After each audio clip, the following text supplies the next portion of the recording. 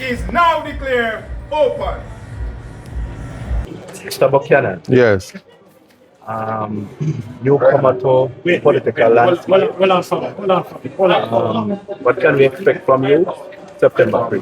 Well, September 3, what I will say is we are bringing out the vote. We have brought the heat, continue to bring the heat, and we are into the deep. These are our policies as set out in my manifesto. And what I will say is what you saw today is clear testimony, testament that the possibilities are endless. It is a historical moment. A son of Jamaica who wears the flag of rehabilitation, pursuant to the Constitution of Jamaica and the laws of Jamaica, is allowed to be a candidate. I am an attorney at law and I wear the flag with the highest amount of integrity. I'm not compromised where that is concerned. And what we look forward to is certainly representation and changing the lives of the people. Tell me about your confidence level going into the election. Oh, well, September 3rd is a formality. I can tell you this, I'm the next member of parliament for Portland Eastern. Everyone in East Portland cannot wait until September 3rd so that we can continue the work that we have started over the last 6 years. The mood is up, everybody is up, everybody is hyped. And I am overjoyed with the response that we've been having since the election is announced. And I know that this mood will take us to victory on September 3rd. This is my first time going through this. My political career has started and birthed in Portland Eastern. You know, I was hoping that the sun would not have been so hot when my team told me I'd be marching from free school, but I made it, I did it, and that was my only thought. When I wake up, my ritual is always to give thanks to God. I do my prayer, I do my affirmations, and so today is a usual beautiful day, and I'm blessed to be here. If your supporters could describe you in one word today, what word would you want them to describe? Hot! What's the most surprising thing a supporter has said to you so far? You know, I'm humbled when when a supporter says to me, I've never voted, but because you are here, I believe in you. I am definitely going to mark my X. It means a lot to me because if you know the history of voting, especially when it comes to Paul Bogle and George William Gordon, the sacrifice they made to ensure that the least among us could be included in the voting process, especially being in a parish where land is a very controversial situation and the people here are being disenfranchised. When a voter tells me that, I feel overwhelmed and overjoyed. How confident are you going into the election? 100% confident. My work, like the Jamaica Labour Party work in government, speaks for itself. And the people of Portland, I don't have to say to them what I have done because it is evident for all to see. Even the blind, because when they are driving now, they are driving on smooth roads. Going forward here in this district, what are some of the expectations from some of the plans? You know, so for me, I am combining a couple of ministries. So I'm bringing the heat with health, education, agriculture, and tourism. I'm using those ministries when we combine them to resurrect the economy of Portland Eastern. Also, they said if you give a man a fish, you feed him for a day. If you teach him how to fish, you feed him for a lifetime. So moving forward, the DEEP, which is the Digital Economy Educational Program, it is accessible for anybody 18 to 58.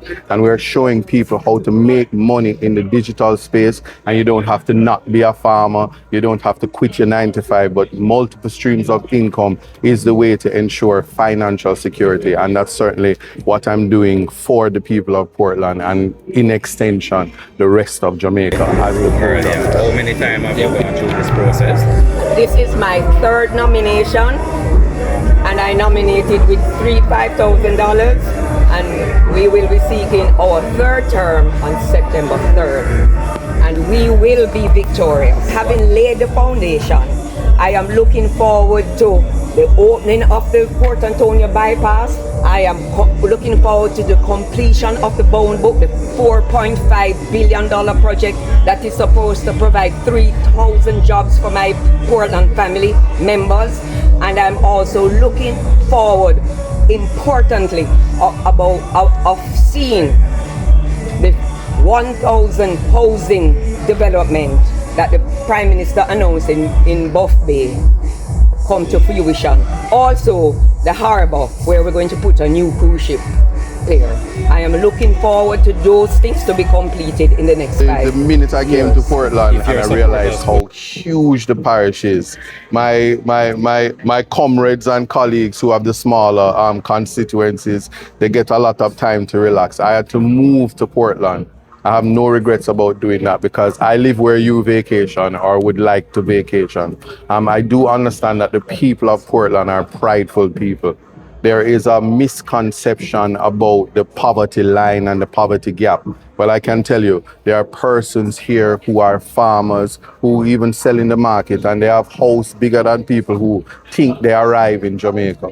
So the great divide is financial literacy, as well as getting titles in the hands of the people who have been on land for a very long time, and they own it by virtue of adverse possession, Recreational Holdings Limited, and I've been assisting them already, and I just want to be able to complete that process, because I believe that when families have land and they can pass on land by succession, it breaks the poverty gap, and also to teach people that not because you don't have a particular profession, it doesn't mean that you're not better off than people who are behaving like they arrive just by virtue of a profession with no financial income to back it. If your supporters could describe you in one word today, what would you want them to describe you? Mother. I am Mama, and they call me Mama everywhere, and there's no word that suits me more other than probably action. So now they call me Action Mama, and I am overjoyed. We're one big happy family, and that's the approach I've taken. This is not about politics for me. It is about the people of Portland that have loved me, embraced me, and I love them just the same. What's the most surprising thing a supporter has said to you so far? The most surprising thing is that thank God for you, because we were here suffering and you have taken us out of the wilderness. We were the forgotten parish, and now we are seeing an influx of investment that sooner than later this will become a parish that we'll have to issue visa for, because we will become overcrowded. In terms of tablets and Yes. for children. Then you moved on to heat. Yes. Now you have moved on to deep. Yes. Right? That is a technological aspect. Why didn't you continue on that straight No, path? so let me tell you, all of these things are you combine them. So I distributed the tablet. I had the impossible ambition to distribute 3,000 tablets into the hands of children in Portland. I managed to do 3,375 tablets, and it's still not enough.